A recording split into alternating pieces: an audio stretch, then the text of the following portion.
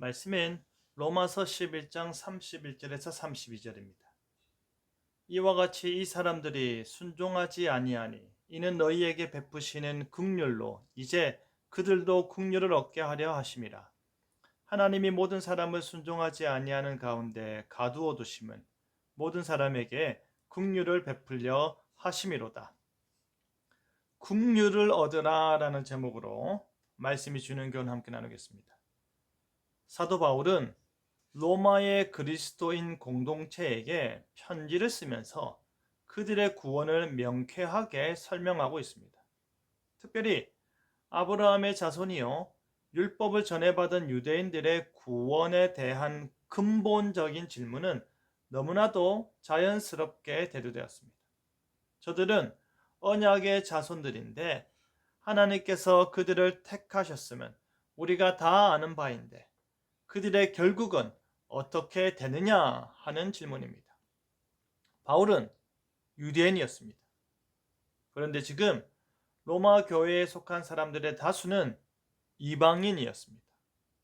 바울은 기회가 주어지면 회당에 들어가 복음을 전하고 말씀을 강론하였습니다.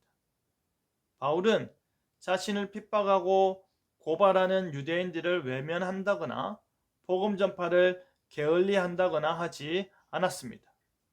바울에게는 오직 예수 그리스도의 십자가와 부활의 복음을 전해들은 자와 그렇지 못한 자만 있을 뿐이었습니다.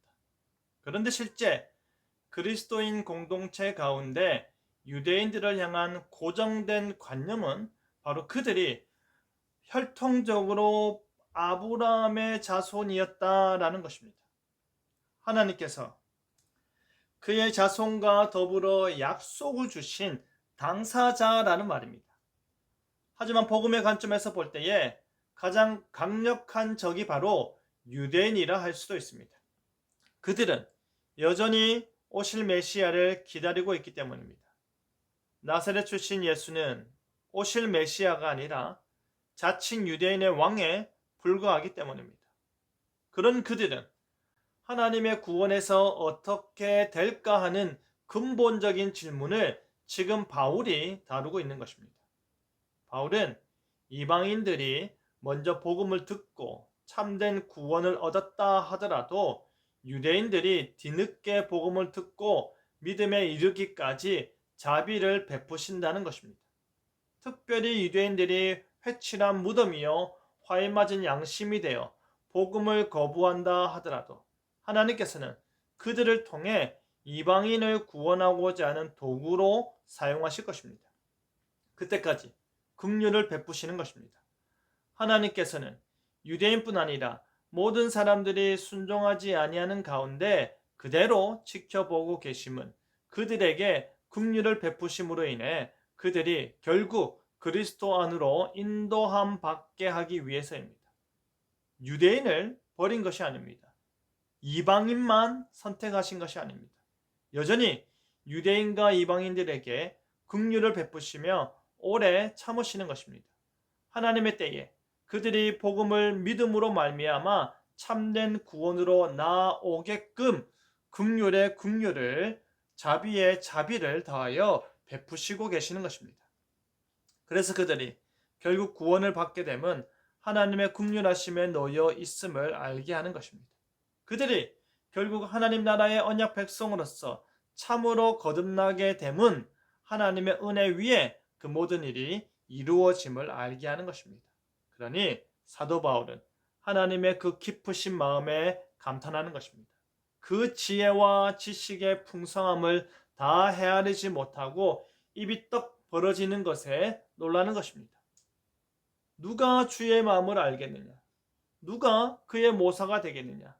그가 가장 지혜롭고 가장 기쁘신데 누가 가타부타 말을 하겠느냐? 누가 그 모든 일을 다 헤아려 알기라도 하겠느냐? 불가능하다. 그러니 그 지혜의 깊으심을 찬송할 수밖에 없다라는 것입니다. 우리는 누가 하나님께 선택을 받았고 누가 참된 구원에 이르게 될지 모릅니다. 우리는 하나님께서 누구를 구원하사 자신의 나라의 영원한 기업으로 삼으실지 알지 못합니다. 하지만 분명한 것은 하나님께서 오래 참으시고 계시다는 것입니다. 하나님께서 긍휼을 베푸사 그들이 완악한 마음을 버리고 하나님의 복음의 말씀에 순종하기까지 기다리십니다. 그것이 우리에게도 은혜였고 아직 복음을 모르는 자들에게 은혜가 됨을 기억하시길 바랍니다. 우리 하나님은 긍휼을 베푸시는 분이심을 믿으시길 바랍니다. 그 기쁘신 은혜 가운데 우리를 사랑하시는 하나님의 긍휼하심을 얻고 그 긍휼하심에 늘 감사하는 저와 여러분 되기를 간절히 바랍니다. 아멘.